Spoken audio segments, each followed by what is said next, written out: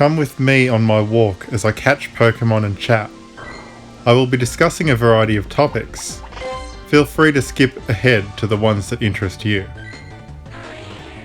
So first thing that I wanted to discuss today is why I'm actually making the video that I'm making.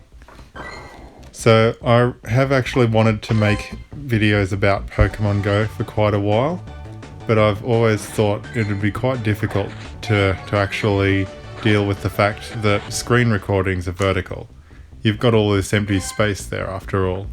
So it would seem like the videos would not look very good if you were to simply record them as they are and just put them on YouTube. It just wouldn't look any good. So I had to think to myself, and the solution that I've come up with is to just simply, as you can see, record in front of me with all of the scenery that is actually going on in front of me as I play. Now naturally that is a little bit of a challenge because I can't actually screen record and take a live video at the same time. But at the same time as that, I don't want to just simply pretend that I am actually live recording, but rather that I want to actually do it properly. So what I actually had to do was I had to use a second phone and use one of them to do the screen recording of the gameplay that you're seeing now, and use the other to take the video. That actually ends up causing me to have to hold the phone at a bit of an awkward angle, to be honest. It looks like an upside down L when I hold them like that, and especially considering that I usually am facing downwards to the ground when I'm playing, it actually makes it a bit difficult to catch and throw because of the fact that as you might end up seeing, I'll end up sliding my finger to just a certain point on the screen. Yeah, you can see it right now in the video that's going at the moment, that I won't actually make the throw properly and the ball will kind of get stuck in midair. It is a little bit annoying, but if I'm going to make videos like this is how I ought to do it. So the way that I originally actually got into Pokemon Go was that I was naturally already quite interested in the main series Pokemon games as it was, but I didn't have a good enough phone to run the game at the start. So what I had to actually do was borrow my mother's phone. I started on the second day that it came out as well, and basically I'd borrow her phone and take little trips out to the city each Saturday. I'd often consider that was the best way to actually make progress in the game, just because there was so much in the city, and back in those days there wasn't any way to actually meaningfully impact what was in the game. You just had to take what was there, and the downtown areas of the city were the best places to play. It was kind of a shame, because if I would have been very happy to play in Pennant Hills Park here like I am now back then, but you had to make do. As you might know, that was when the game was the most popular that it ever was. Although I never actually got into the game because it was popular. I just simply wanted to check it out because it was Pokemon, and I enjoyed that. Which is actually one of the main reasons why I've still stuck with the game to this day. Now, as I kind of implied, the Pennant Hills Park has actually improved quite a lot since those early days. As you can see, there are lots of Pokestops here, and I'm actually responsible for putting them all in. I was the one who actually submitted all of them through Wayfarer, which is a feature that you get access to once you get to level 40, the maximum level here.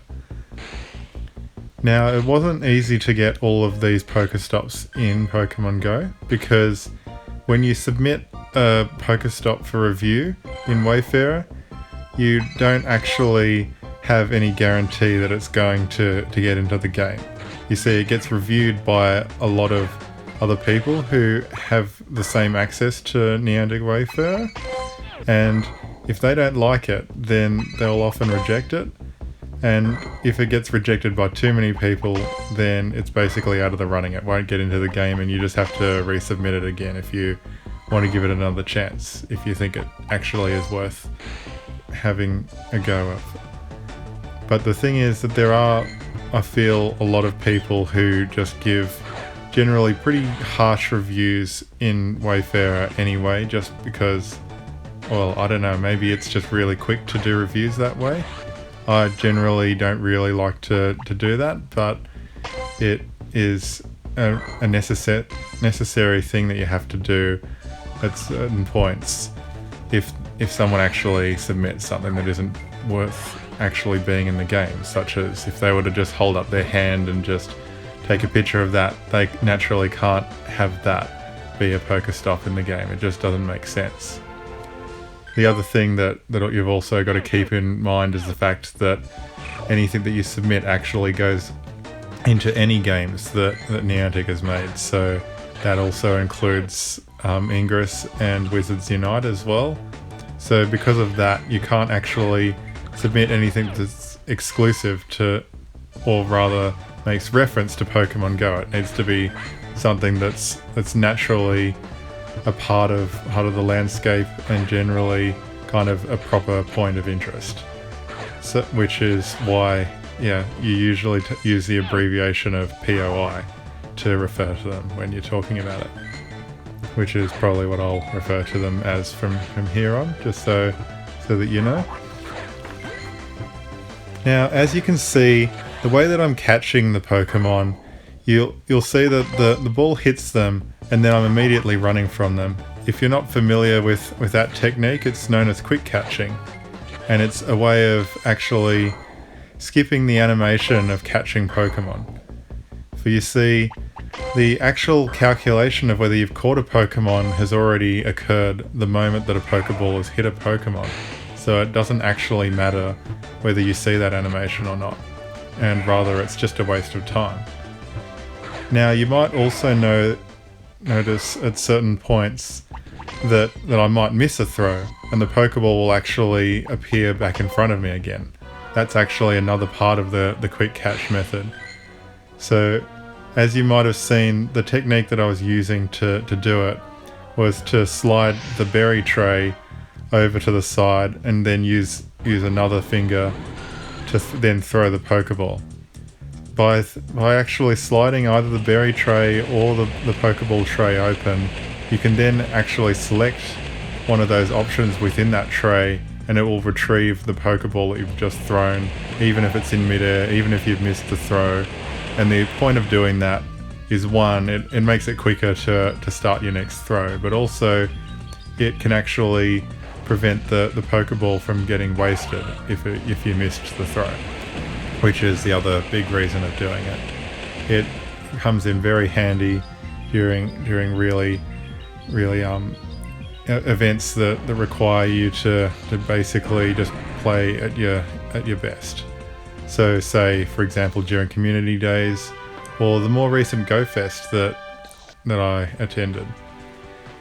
This is actually the first year that Go Fest has been available to all players. And yeah, this was also the first time that I've ever actually spent money in the game getting that Go Fest ticket. I used to be completely free to play, but that has prevented me from being able to make that claim anymore. But I don't know, I mean, that was 4 years of playing free to play, so I still see myself continuing on that way even in spite of that. Go Fest itself, it was actually, well, I don't know, it met my expectations. It was good, but it wasn't crazy good. The actual rate of getting shiny Pokemon wasn't really that high, but it was high enough that when you actually got them, it was exciting. But at the same time as that, yeah, I don't know, I wasn't necessarily playing it for the shinies anyway. Some people think that that's all that really matters in the game these days, but I think that just simply being able to have access to a Go Fest without having to travel anywhere, that was just a nice experience in itself. Now, of course, I've got a bit of a thought on shiny Pokemon, which is the fact that I believe that if you make a particular shiny too common during an event, it can often spoil the actual fun of finding that same shiny later on. say for example, when a community day shiny gets featured in a community day, you'll get a whole lot of those and you'll be happy with that. But say you run into more of them later down the line, you've got a whole bunch of Cyndaquils like this one here, not shiny this one, but my point being that you might run into another one that is, but it's actually at its full odds. So the maximum amount of odds that it would take to actually encounter one. So, but you still get it. It's basically like you've wasted your opportunity to get a shiny Pokemon on one that you already had, that you were able to get easier before. And it kind of, it doesn't feel too good, to be honest. Yeah, that's never too fun. Yeah, and alright, another topic that I've got to chat about is glitches in the game.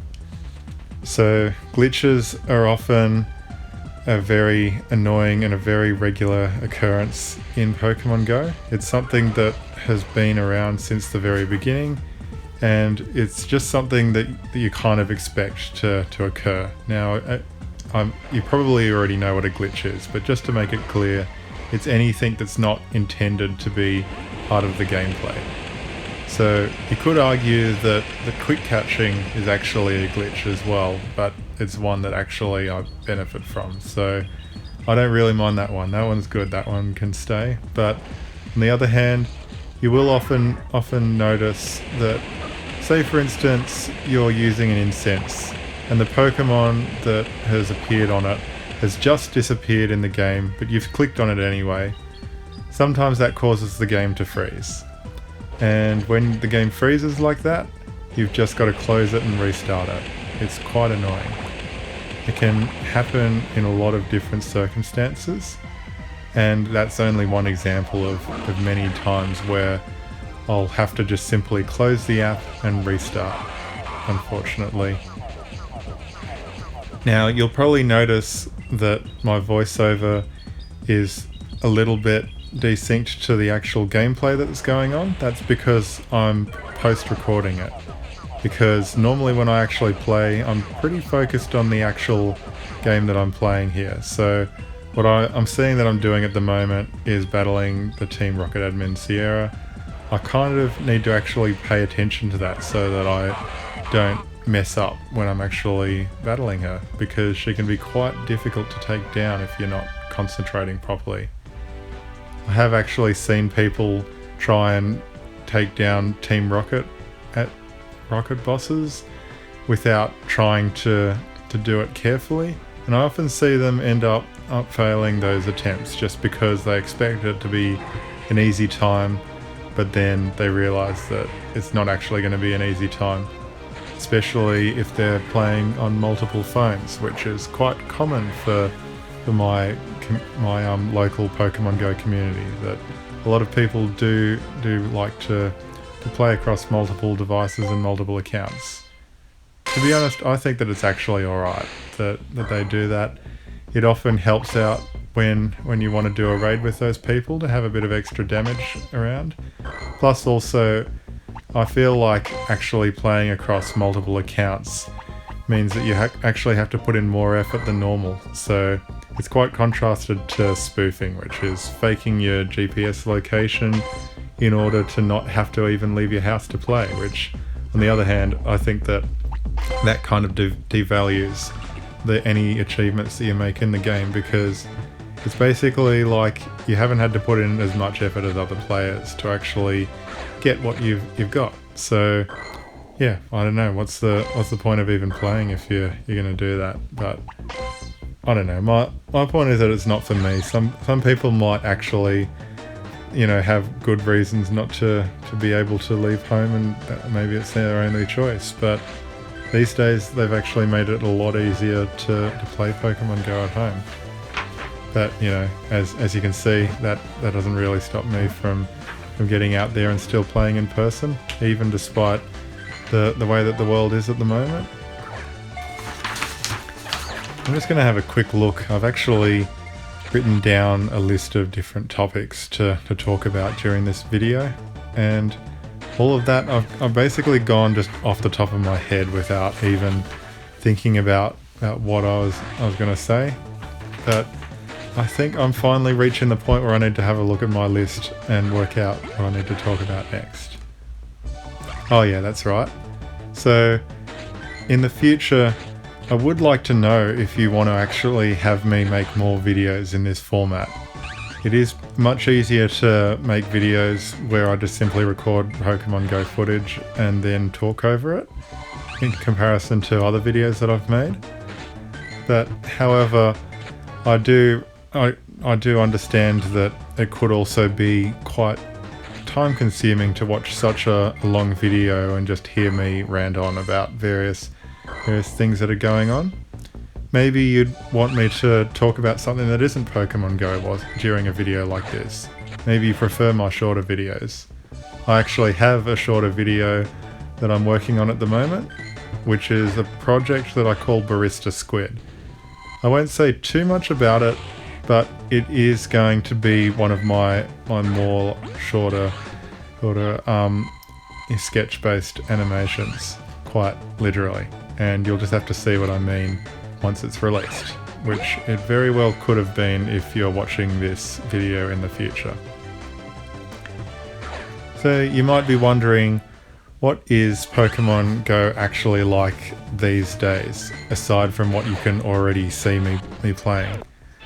So a lot of things have changed since the beginning of the game. There's more generations of Pokemon.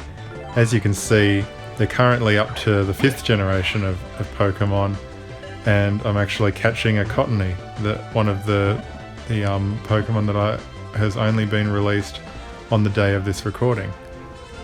As you can see, it's going into the Pokedex. It always has a fun little tune as it goes in, which I always enjoy lingering on just for a little bit. I often try and set myself the challenge to try and do the best possible throw on any new Pokemon, just so I can sort of have the thought that I've already mastered the throw that I'm gonna make on that Pokemon. But I suppose I didn't do it this time. Speaking of which, there is actually another technique to catching Pokemon that I'm not using on the wild Pokemon because I don't have to, but on the other hand is handy when you have a limited amount of Pokeballs, such as when you've completed a raid battle or one of the Team Rocket grunt battles, which is to circle lock. And what circle locking means is that, as you can see, each Pokemon has a circle around it when you're throwing, and it decreases in size as you hold down the Pokeball on the screen. But when you're not holding the Pokeball down on the screen, the circle is remaining the same size as when you last saw it. And the size that it naturally is at is a medium size, which would amount into a great throw. Now, the best throw that you could possibly get is an excellent throw, which is what you should aim for if you're capable of throwing for that. But a great throw is usually good enough for most wild Pokemon. So I usually just use the knowledge that it's naturally locked to a great throw generally when I'm playing out in the wild here.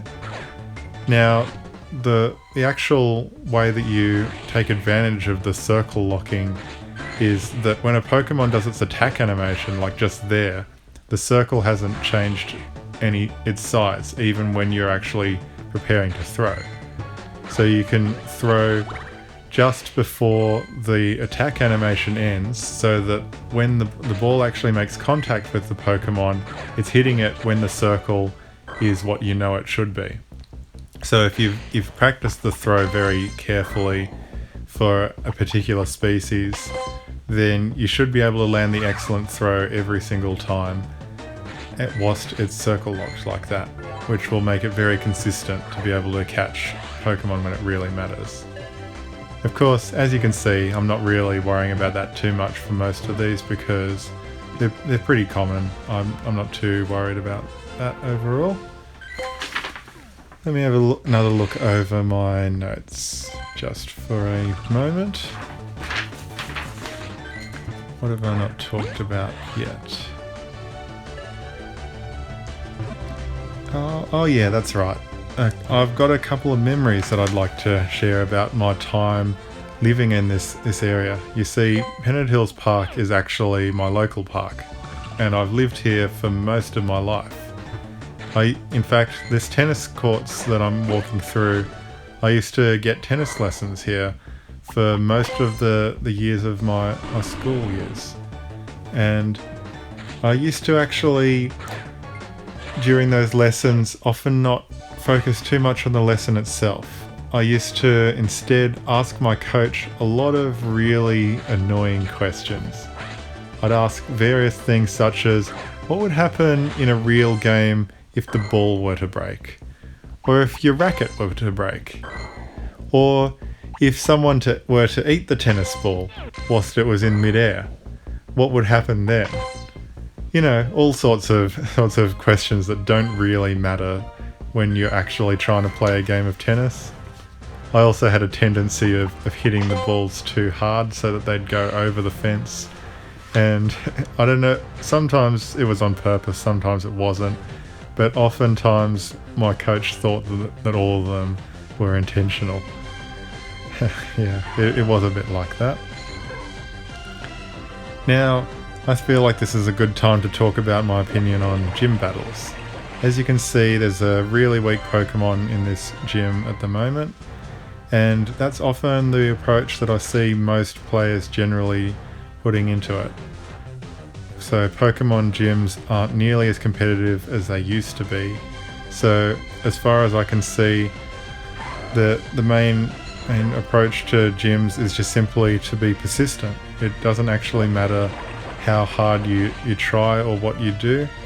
It is just simply a matter of being constant in going out there each day and taking them down if you actually want to do that. Because of that, oftentimes when I actually put Pokemon in gyms, you'll see that I put most recent shiny catches in there.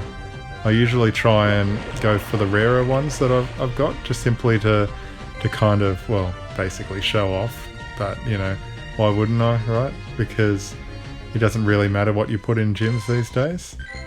As you can see, I will be typing in shiny, as is my habit, and one of my most recent new shinies is this little Pidgey here. And yeah, that is now guarding the gym. So I often see that people will generally take quite a casual approach to stuff like that. So I often see people put Pokemon that just don't seem to really be capable of defending a gym properly, which is why it isn't ever really that much of a challenge to take them down in this area, especially considering that a lot of people around here just don't really try too hard. Now, the next thing that I want to actually bring up is the idea of, let's see. Oh yeah, so you can send and receive gifts with various people that you've made friends with in the game. When you open those gifts, you get a set of items, and those items used to be pretty helpful. But more recently, they've started to put stickers in the gifts. Now, what might you be thinking the stickers do? They actually get attached to the gifts that you send, and basically you just simply see them and they don't do anything else. Now, to be honest, it might look nice and all, and it might even kind of make people think, yeah, you know, that's kind of cute, but I don't think that they actually really have that much of a purpose in the game at the moment. And also they're taking the spot of other items that you used to be able to receive. So when you open a gift, you actually get less real items than before because some of those are stickers. I really think that they should add a function to the stickers other than just simply attaching them to gifts that makes them worthwhile using. You could say, for instance, that if you open up a gift that has a sticker attached to it, maybe you'll get more of a certain type of item depending on what type of sticker got attached to it. Or there is also the fact that when you do any kind of interaction with a friend, your level with them will slowly go up until you're currently ranked up to best friends, in which case friendship interactions each day will amount to a chance at getting lucky friends, which allows you to get lucky Pokemon when you trade Pokemon. So my thought is that perhaps stickers could either count as 2 interactions per day, or they could increase the chance of you becoming lucky friends with a friend who is already at the maximum friend level of best friends. Now here you will actually see I'm about to participate in a raid battle for Genesect. This is the first time that I've battled it, but I already have a very good idea of how to approach it. It is very, very weak to fire. Now, I would normally have a battle team set for all raids that I do, but in this particular occasion, I've just been a little bit disorganized and I haven't bothered with it. Currently, you can see that I'm sending out some invites to people who are currently online. Hopefully, some of them will join for the raid battle so that it will be possible to take it down, because even though it's really weak to fire, I don't think I'll be able to do it on my own.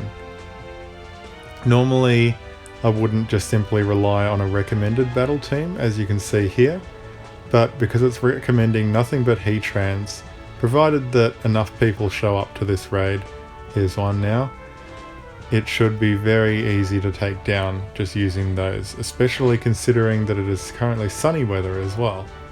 And when it is sunny weather, that means that fire type moves will be increased in their damage output. So I honestly don't think that there's any reason to worry about that.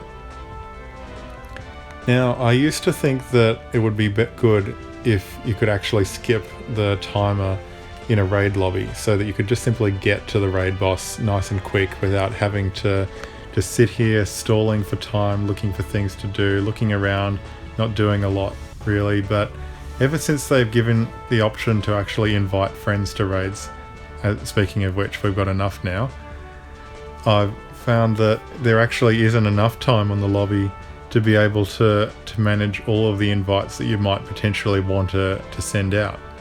Especially if there are a lot of people in your local group chat who are asking for invites to a particular raid. Now it's just about to start.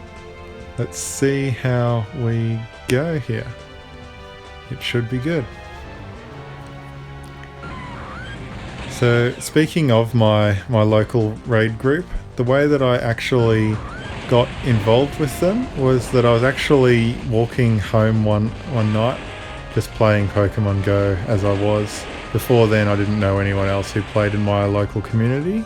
It was probably about a year since the game had started properly, and I remember meeting someone else who was playing Pokemon Go at the station that I was walking past. He looked up and he basically introduced himself, let me know that he was actually one of the people who ran a group chat for Pokemon Go in the local area, and asked if I wanted to join it.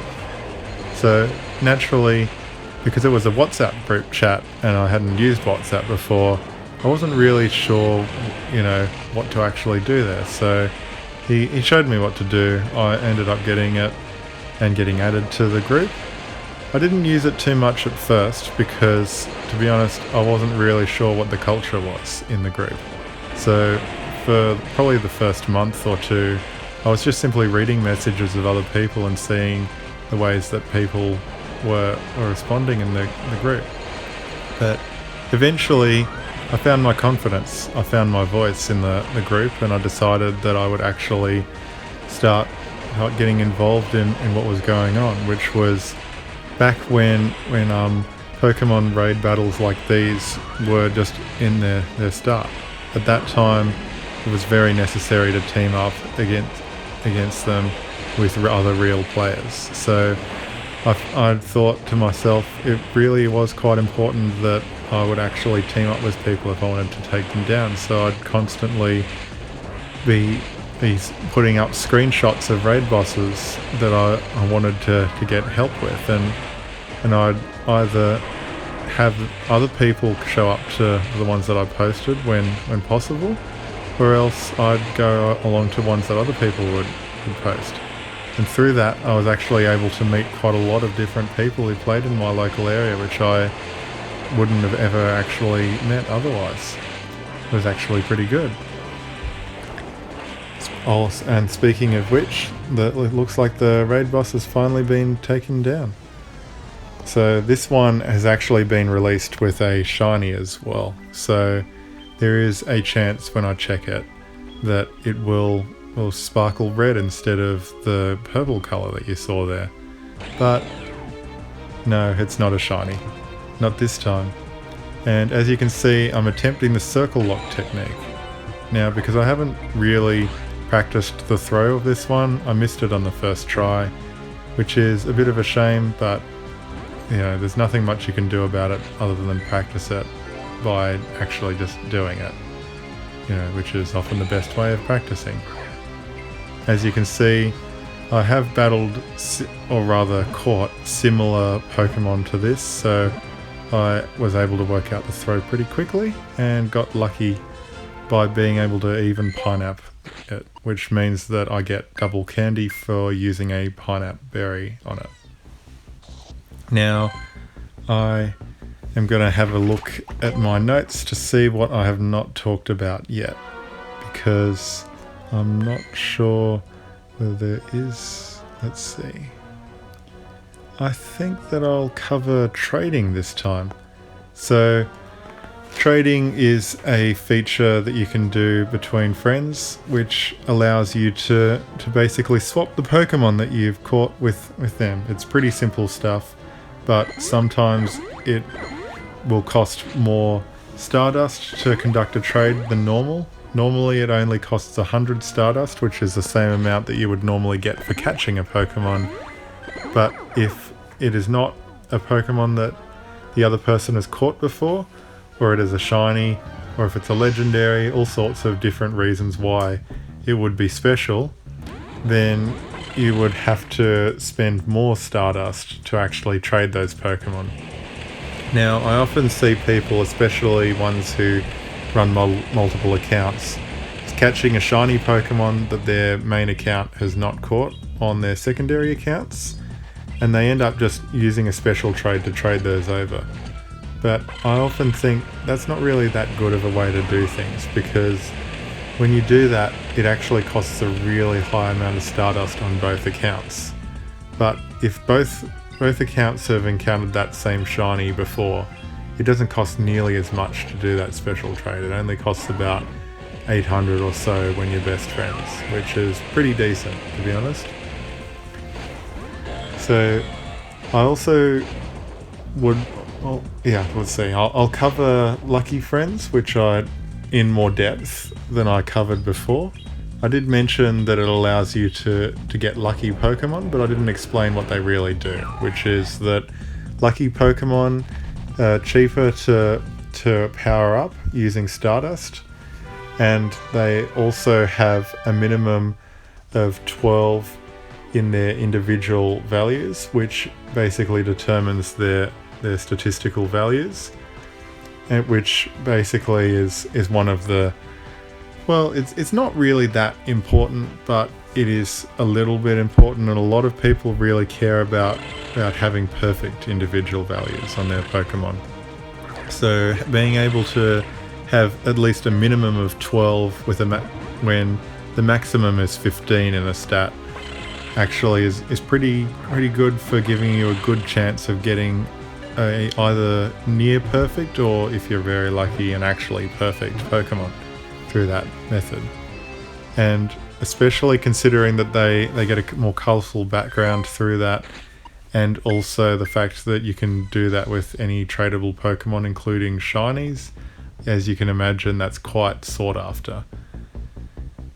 Now, the only issue is that oftentimes, in order to get the full benefits of being friends, you end up adding people who you don't know from other countries, and because of that, sometimes you'll see that you end up going lucky friends with those people.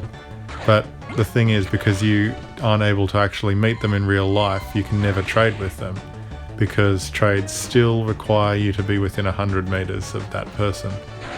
I'm pretty sure it's 100 meters. It could be 10 meters. I might be getting that wrong. Correct me if I'm wrong in the comments. But anyway, the point is that you have to be nearby that other person. And it would be really nice if they just removed that restriction entirely and let you trade from any distance. That would make things much easier, and it would allow people to be able to make those trades across the world. Perhaps it would be good if that actual ability were restricted in some way, if they want to keep the restrictions on distance. By that I mean that perhaps both players need to actually go to, say, a gym or something like that to be able to remotely trade with one another. I feel like that would be a good compromise on the system. So another feature that I haven't really talked too much about is player versus player battles, which is when you basically battle your Pokemon against another trainer in the official Go Battle League in order to basically increase your rank that is recorded there, to basically get a various set of rewards and get Stardust, get fame, all that kind of stuff. That's good. Now, I actually enjoy those battles quite a lot when they work, but the thing is they don't always work too well, to be honest. You see, sometimes there is often lag in those battles, and there is often various kinds of glitches and such that really ruin the experience sometimes. One example is that when there is very, very dangerous weather outside, sometimes the game will decide to let you know about it. And that's normally a good thing, right? You don't want people going outside and playing in dangerous weather. But the thing is, that alert comes up no matter what. So sometimes you might be engaging in one of those battles against another player, and one of those alerts pops up suddenly, and you have no control over it. Because the battles take place in real time, that means that the time that it takes to take that notification away will actually cost you time in the battle. Time that you're not doing any attacks whilst your opponent is, which gives you a disadvantage, which often means that you will just simply lose that battle just because of that disadvantage, which is a real shame because it is an intended feature, so it's not really even a real bug. So who knows if it'll ever actually get fixed, because as far as the developers of the game are concerned, it's probably not even a real problem. Of course, there is another thing that you can't really help happening in terms of disrupting your gameplay, which is getting phone calls in the middle of a battle. Now, they're often the worst kind of thing that can disrupt your game, because usually if you're getting called by someone, you can't just simply hang up on them straight away and get straight back to your battle. Even though sometimes if it's just like my mother calling, I might do that anyway. By this point, she knows that I tend to hang up on her just because I'm playing Pokemon. But anyway, the point that I'm making is that sometimes you can't really miss those calls, but if you take the call, then you're missing out, if you know what I mean. So, as you can see right here, I'm dealing with a bit of a freeze glitch, which is why I'm restarting the game. And I'm quite acutely aware that there's no game audio at the moment, so it's just my voice, which will make things pretty interesting, especially considering that I have just run out of things to talk about. So I am now scanning my list for more things. I might just tell a quick little story about a time when I was actually having friends down at Pennant Hills Park here. So on the upper oval, there is a bit of climbing equipment. Well, it's not really climbing equipment. It's actually just a bench that has a frame around it.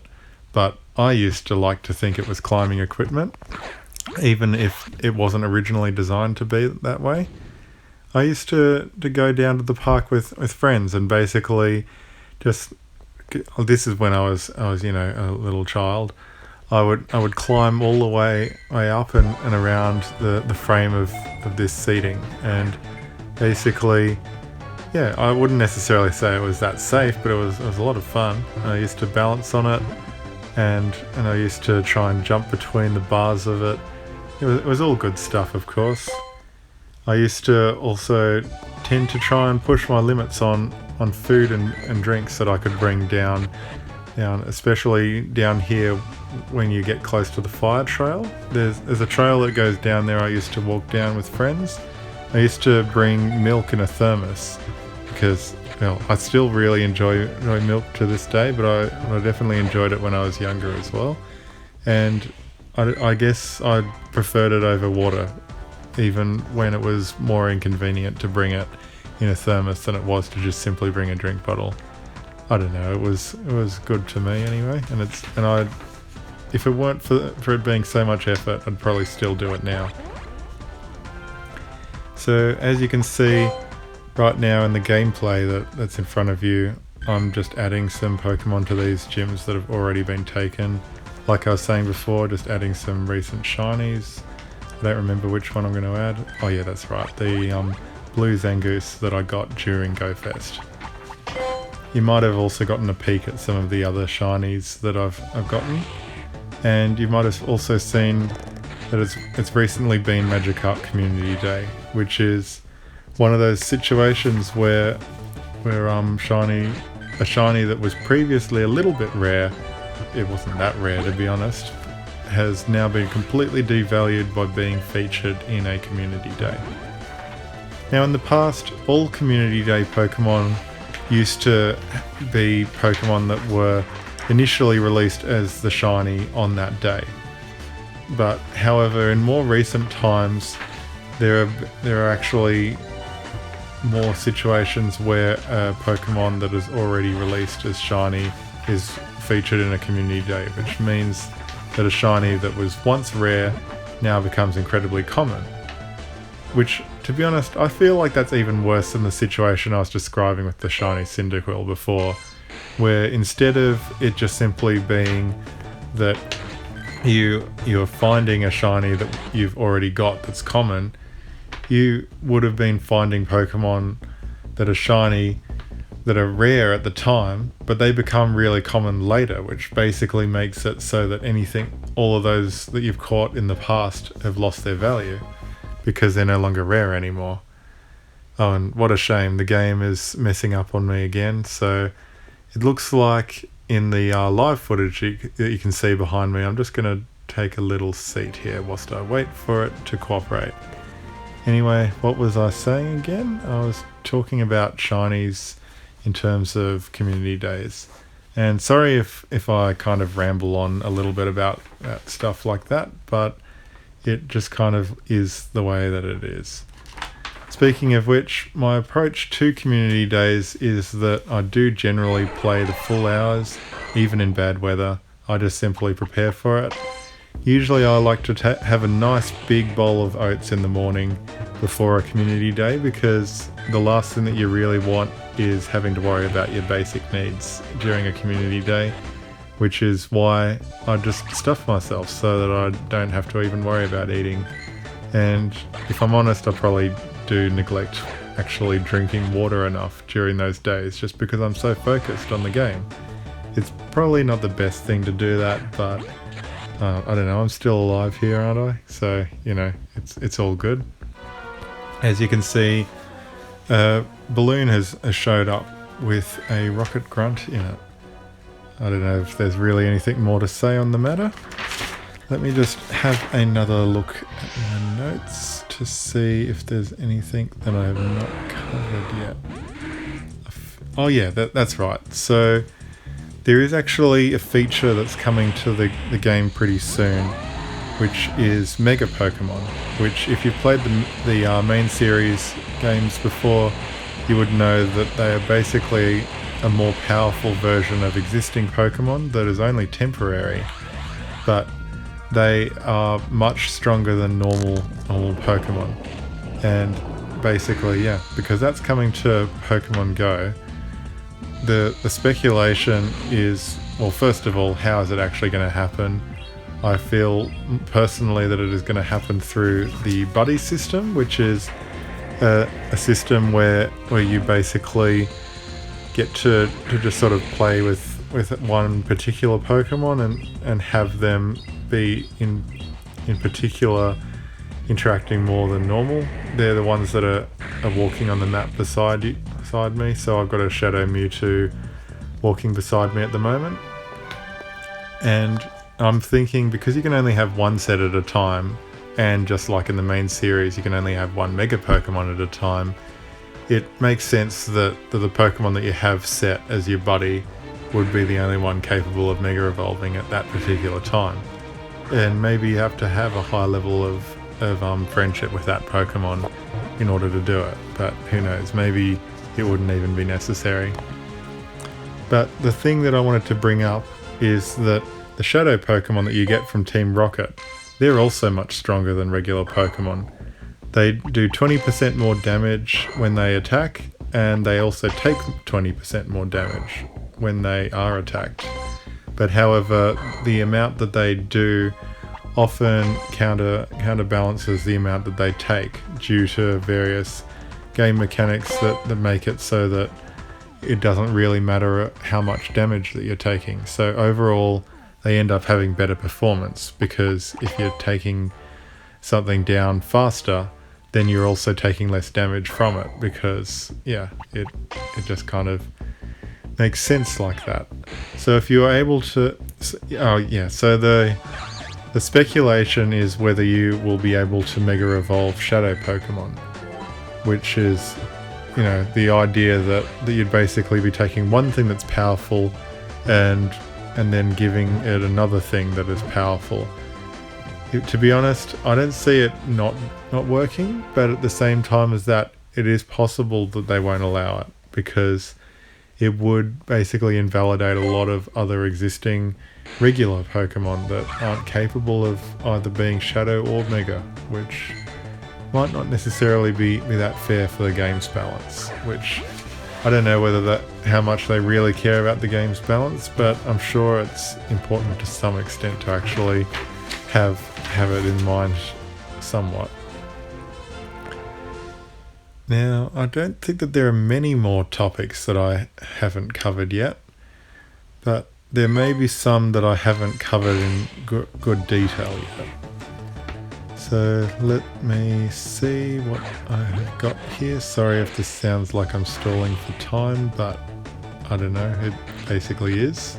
I basically am just stalling for time, and I'm sorry that I have to.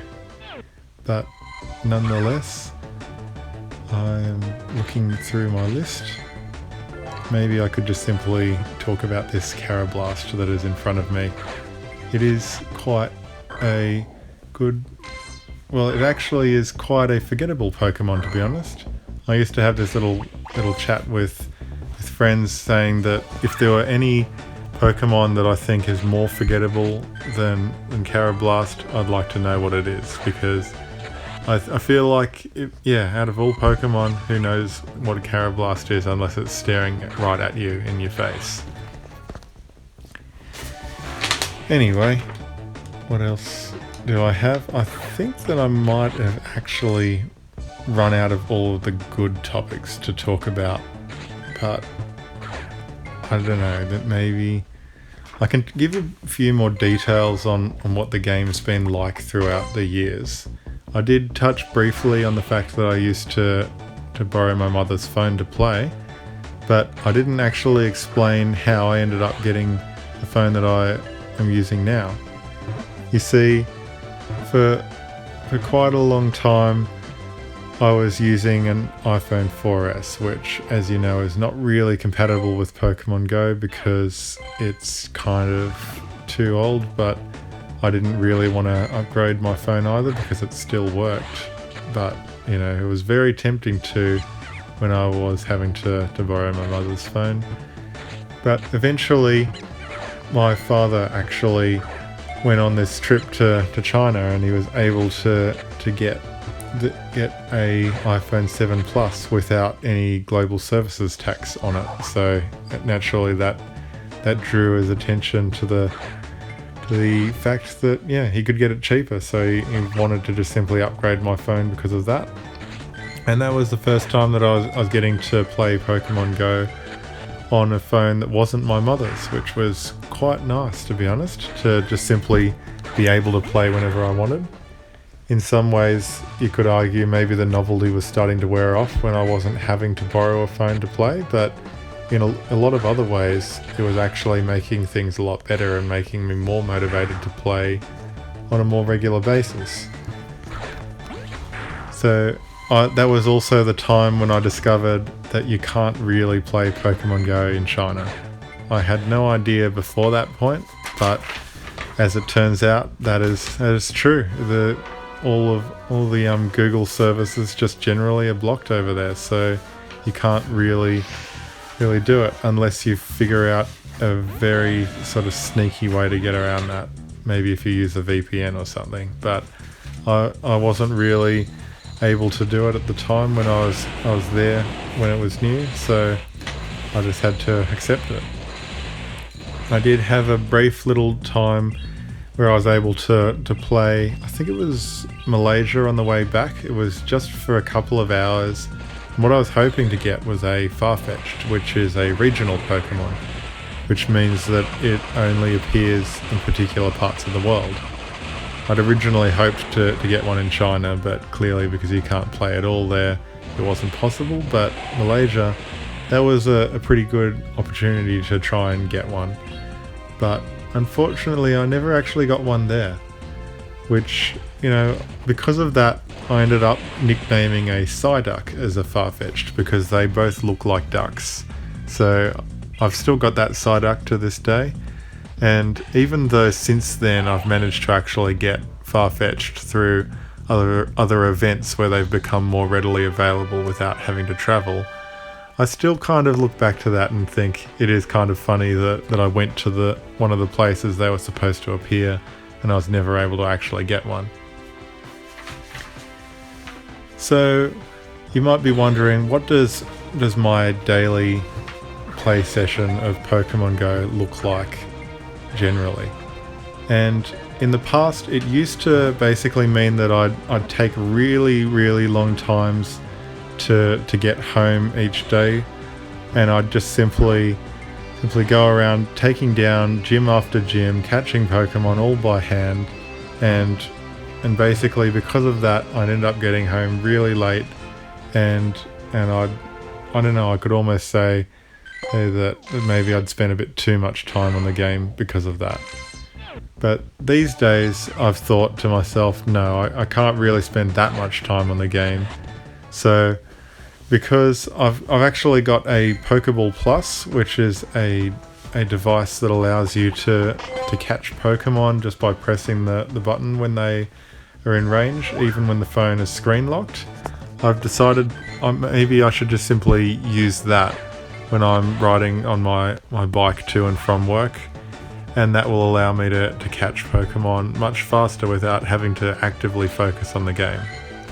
I feel like it's a good compromise between not playing at all and playing how I used to, because I still get all of the benefits of playing like I did before. Well, I mean, maybe not all of them, because the Pokeball Plus only throws regular Pokeballs instead of the more valuable types. But nonetheless, it still allows me to save, so much time that I would have lost in the past, that I think that it's a good thing overall. In fact, it allows me to finally have time to play other games, such as, I have a Switch, so I've been going through a whole lot of different games on that. Super Mario Maker 2 is one of my favorites, to be honest. I just really like any game that allows you to express your creativity, and being able to make your own Mario levels is just a fun thing to do because of that for me. Another game that I actually have been setting aside a bit more time for is Minecraft as well, which I've been playing with some old friends from school.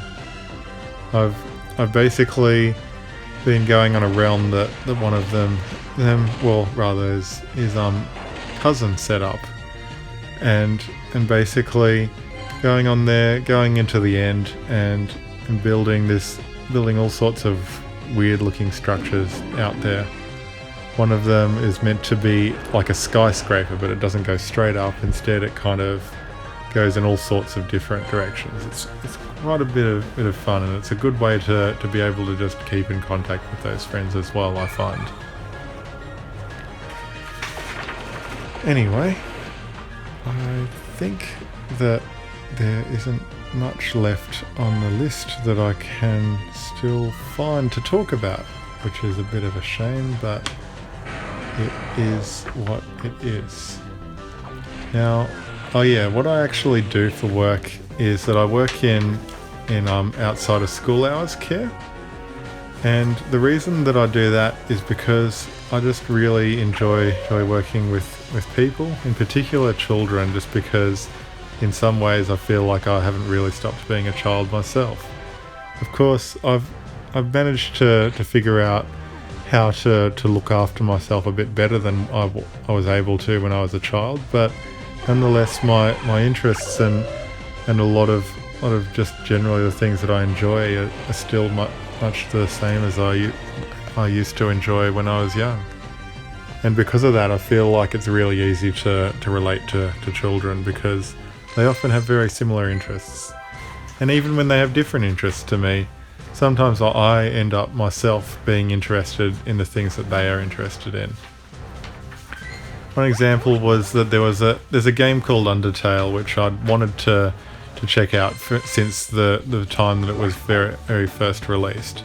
And I was always contemplating the idea of just finally buying it and giving it a try, but I never quite took that plunge. But once I've actually found that there were other children at outside of school hours care that were interested in it, I thought, you know what, now's finally the time. So I downloaded it for my Switch, and I've had a good time with it, to be honest.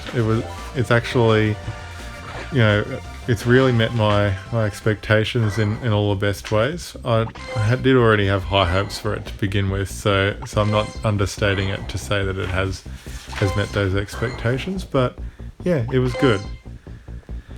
Anyway, let's see what else we've got on the list.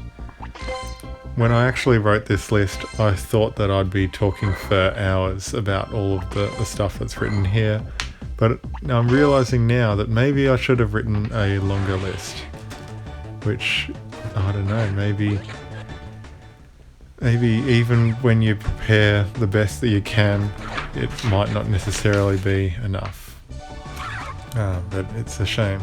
Let me have a look. How much longer have I got to go? I'm assuming it's probably 10 minutes or so before this video ends.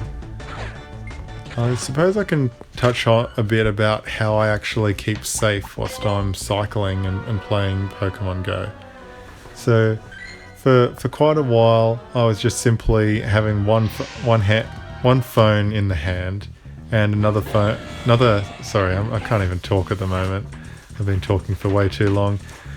One hand on the handle of my bike and a phone in the other hand. And naturally, you might say that's a little bit dangerous. And to that, I say, to whom? Me or the phone? And the reason I say that is because there's been quite a lot of times where in cold weather, my hands have just gone numb, to be honest, whilst I've been trying to do that. And because of that, I've had a bit of a tendency to drop my phone. And as you can imagine, the screen will crack if it takes too much of an impact. I originally got lucky on quite a lot of situations and where I would drop my phone and the screen would not crack. But more recently though, there have been situations where I would have been approaching a road and I slowed down really quickly to put both of my hands on the handlebars, but in doing so I end up dropping my phone, and even though I'm safe, my phone is not, which, it's a compromise that you have to make sometimes just to not get onto the road. It's better than if I were to just simply hold onto my phone but then get hit by a car, I suppose. But it's a bit of an expensive thing nonetheless, and I suppose it's a big part of the reason why I decided it's better to use the Pokeball Plus than to just simply actively play whilst I'm on my bike.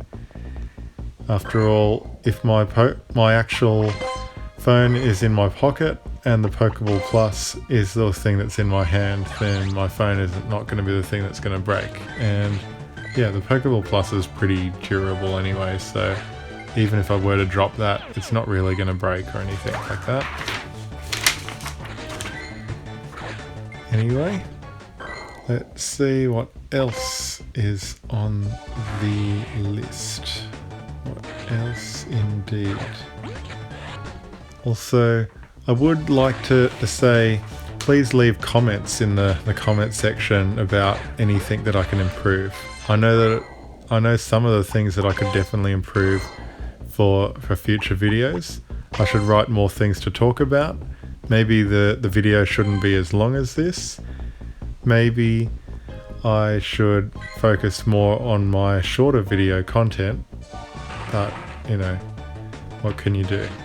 Maybe I could have more commentary about the actual gameplay that you're seeing rather than just simply talking about whatever I want to talk about. Or maybe I could talk about things that have nothing to do with Pokemon Go. Maybe that would be more interesting. Would that be more interesting to you? You should definitely let me know in the comments section. In the meantime though, I have actually run out of things to talk about. I was very close to it before, but now I have definitely run out of things to talk about. So instead, I will simply comment on the gameplay. Have a look at that rocket stop there and those items coming out of the stop. Sorry if this is really, really boring for you, the way that I'm commenting on everything that's happening. Out comes Giratina. Rattata returns it. They are going to go head to head. Oh, what's this? No, Conkeldur's coming out. It's gonna throw some counters. Tap, tap, tap. The taps keep on coming, but there's no water coming out. Now, as you can see, I'm popping some bubbles. Those bubbles are actually fighting bubbles. And those bubbles all manifest into a dynamic punch, taking down the Porygon 2. Last but not least, a big bad Snorlax. That Snorlax looks like it hasn't had a lot of sleep lately. But, you know, I'm about to send it to sleep.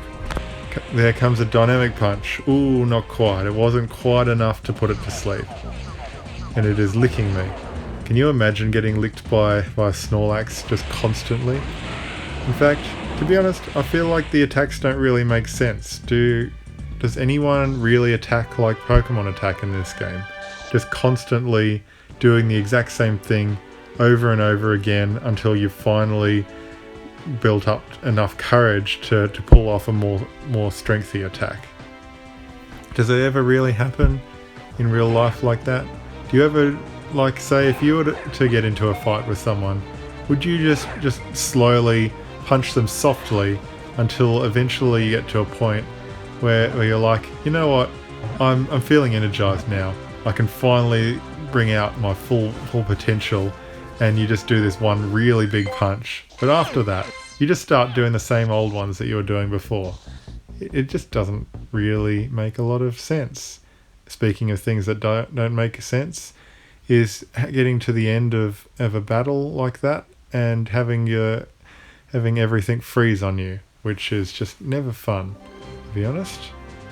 But here we go. Let's see this loading screen. I actually think it is a pretty nice looking loading screen because it really represents the way that they intend people to play at home at the moment. Even if I don't like to actually play at home myself, it still is nice that they've gone and represented that. Now, most of the time when I actually play Pokemon Go, I don't actually talk at all, which is the reason why I've actually done these recordings post-commentary. But nonetheless though, I feel like, if anything, that's the reason why it doesn't come naturally to constantly talk over my Pokemon Go gameplay, because I'm just not used to it. So because of that, why don't we both enjoy a couple of moments of silence whilst we watch this battle unfold, just whilst I gather my thoughts and think of something interesting to talk about.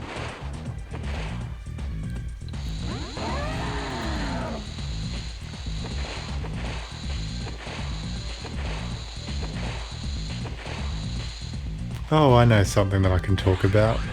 So, after I actually finished playing this, I ended up going along to a friend's place for dinner. It was a pretty good evening overall. It was the first time that I'd been over to her place. Also, the actual reason why I decided to record this video, it's actually because I originally thought that the makeup event for GoFest was going to be happening on the day that I filmed this, but I was completely mistaken. It got to 11 o'clock and I was having a look around in game and I was seeing there's no event Pokemon. This is a bit strange. I was expecting some after all. The incense, they hadn't changed colour to signify that the event was on. And I checked the notes more carefully as to when the event was supposed to be, and then I discovered it's actually supposed to be the day after the day of this recording, which is actually today for me. I've just finished playing that, in fact. I wouldn't say I've just finished it, it's actually the evening after that. And because of that, I can actually give you the benefit of foresight from this current recording as to how that makeup event actually was. It was pretty average, to be honest. I only got one new shiny. It was a Sudowoodo. Everything else was repeats, but from the sound of things, some people got even less than me, so I don't know, maybe I should just be grateful for the ones that I got, and after all, you can't choose your shinies, after all. I got a lot of shiny Clefairy, which some people might not have gotten any of at all, so maybe I should just be grateful for that, you know? Speaking of which, I ended up discovering that Unknown, which was one of the featured Pokemon for that event, actually wasn't available as shiny, even though it was available shiny during the main Go Fest. And that's actually a mistake, which makes me wonder, do you reckon that they'll end up doing another makeup day for the makeup day because of that, since it was unintended? And the whole reason for the makeup day in the first place was because the game was being lagged by good old Japan. So yeah, that's the thing, isn't it? When too many people in one country log onto a game that is played across the whole world like that, it often tends to cause the game to lag, and it often tends to cause it to crash, and it causes it to go slow and to not be fun just in general for everyone, which is what happened last GoFest. The moment that the event was starting in Japan, because I'm playing in Australia, which is 2 hours behind, you could notice it immediately. And that tends to happen with a lot of events just generally. Whether it's a raid hour on the weeknights, if it's a particularly interesting raid boss, anything like that generally will happen. But because of that, yeah, I've got to wonder whether Niantic will ever actually address the fact that the Asia Pacific region always seems to get the worst case scenario for events. It, after all, often comes down to the fact that because it's in a time zone that experiences the event first, we often end up just simply being the beta testers for all events. I feel like New Zealand gets it the absolute worst, considering that they're the first to experience any event, which means that they get all the problems that might even be fixed for Australia. So if you happen to be someone who doesn't play in this side of the world, maybe you play on a time zone that's further on, consider yourself lucky, because most events end up getting fixed up by the time that they end up coming to you, because by that point Neondic has seen the problems that happen with their events and they're able to fix things up. Now, if only they could use that kind of hindsight to make sure it never happens again, but yeah, I don't know, maybe that's asking too much. Maybe that's asking too little as well. Maybe we should increase our expectations of what we should get, yeah. But, you know, there's a good reason why I used to say I'm going to just be nothing but free to play with this game, and that's because I thought until the game's properly stable, it's not really worth my money. Now, of course, I completely contradict that by getting the GoFest tickets, but I think I might have already said it in this video, but ultimately I consider it worth it still to get the GoFest tickets, because it's the only time that I'm going to be able to experience one without having to travel, and I did enjoy my time playing it after all. Yeah, I'm definitely repeating myself there, which I'm very sorry for doing, because yeah, there's not much I can really do about that, because it has been basically an hour or so of me talking non-stop, and it's very difficult to fill the air with words for a whole hour or more non-stop, as you can imagine. Yeah, so, you know, please forgive me for that. So Hennet Hills Park, I have said that I improved the situation from how it used to be, but I hadn't really told you about what it used to be like in the first place. There used to be one gym, one Pokestop, and then you'd have to go quite a long way down before you found more stuff, but it was pretty bad before. I used to think it was decent for a local area, because some people had it way worse. There are definitely people who have to just simply go without Pokestops and gyms, which is not ideal in a game like this. But I do have to wonder, you know, what could possibly be changed to actually make it so that the game is better for people in those situations. And oh yeah, there is actually one thing I haven't talked about, which I'm glad I've finally thought of, which is how you get the premium currency in this game, the poker coins, if you're free to play. And for a long time, the only way to do that was through defending gyms for a certain amount of time. And because of that, that was the reason why I was so persistent with gyms. But of course, if you don't have any gyms in your area, then there's no way to actually be able to do that effectively. So basically you just end up missing out on that, which, you know, is not ideal, which is the reason why they're actually doing a test at the moment in the Asia Pacific region. Well, I think it's just Australia even. Australia and New Zealand. I think maybe Germany's got it as well. I'm not sure where else. But basically, instead of getting 50 coins each day from defending gyms, you get 30 from gyms, and then you get 20 from doing these daily quests. Now, the daily quests idea actually seems alright in theory, but it's not perfect because of the fact that you have to sometimes win a raid to do it. And winning a raid requires you to interact with the gym, and if you could interact with the gym, then you wouldn't need the daily quest to begin with. So, like, you know, it's not great. So really they should just replace winning a raid with winning a battle in the Go Battle League, because most people can actually do that.